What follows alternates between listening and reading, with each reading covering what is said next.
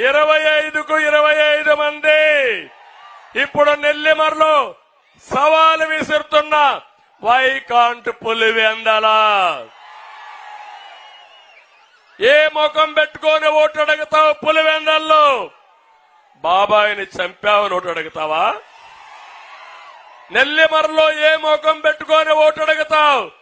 రేపు గొడ్డలి పంపిస్తాను ఓటు అడుగుతావా?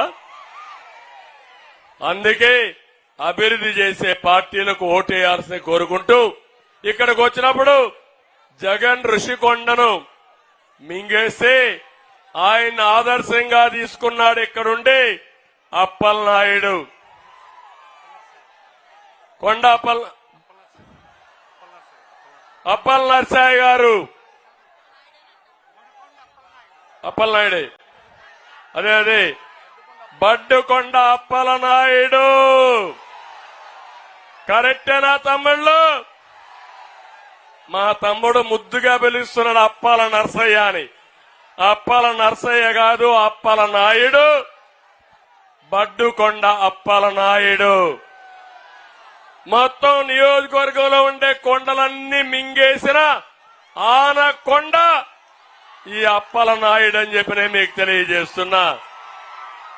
తంగొడపల్లిలో 10 ఎకరాల విస్తీర్ణంలో ఉన్న కొండని అనుచరులతో అక్రమంగా తవ్వించేసి పూసపాటి రేగ మండలంలో విచ్చలవిడిగా గ్యావెలంతా అమ్ముకొని మొత్తం రాష్ట్రాన్ని ముఖ్యంగా నెల్లిమర్ల దోచేసినటువంటి ఆనకొండ ఈ అప్పలనాయుడు అని చెప్పి నేను మీకు తెలియజేస్తున్నా.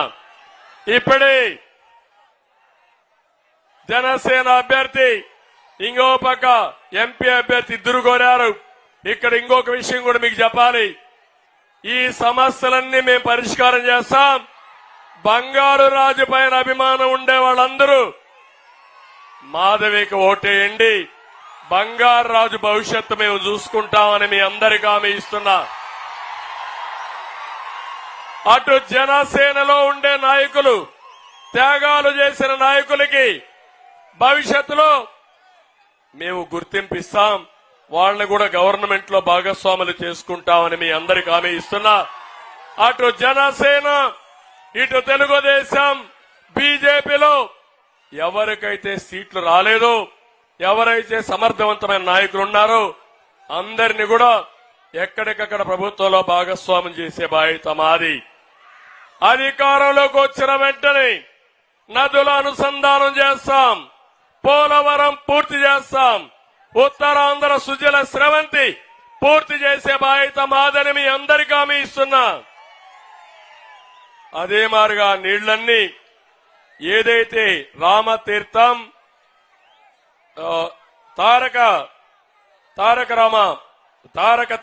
రామతీర్థం, రామసాగర్, రామతీర్థ సాగర్ ప్రాజెక్ట్ నేనే కంబైన్డ్ ఆంధ్రప్రదేశ్ లో ప్రారంభించా. ప్రాజెక్ట్ ని 2002, 2003 ఆ ప్రాంతంలో ఫౌండేషన్ వేశా. మళ్లీ దానికి మోక్షం కాస్త కోస్తో 14, 19లో వచ్చింది. దుర్మార్గులు వచ్చారు, అది చెయ్యలేదు. ఇప్పుడు హామీ ఇస్తున్నా, మేము వస్తానే పూర్తి చేసే బాధ్యత మాదని మీ అందరికీ హామీ ఇస్తున్నా. ఇంకొక పక్కన భోగాపురం ఎయిర్పోర్ట్ పూర్తి చేస్తాం, పరిశ్రమలు తెస్తాం. 200 పరిశ్రమలు ఉన్నారు మాధవ్ గారు. 200 కాదు, రాష్ట్రంలోనే అతిపెద్ద ఇండస్ట్రియల్ హబ్ గా ఈ ప్రాంతం తయారవుతుంది.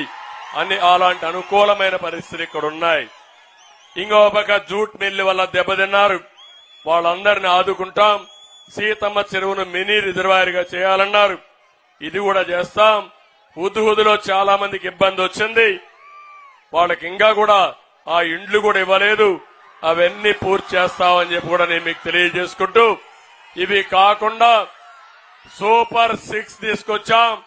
నేను అవి చెప్పలేదు, ఎందుకంటే సమయం లేదు. మాధవ్ గారు ఇప్పుడే చెప్పారు. నేను ఒకటే మీ అందరికీ హామీ ఇస్తున్నా, 20 లక్షల ఉద్యోగాలు ఇస్తాం.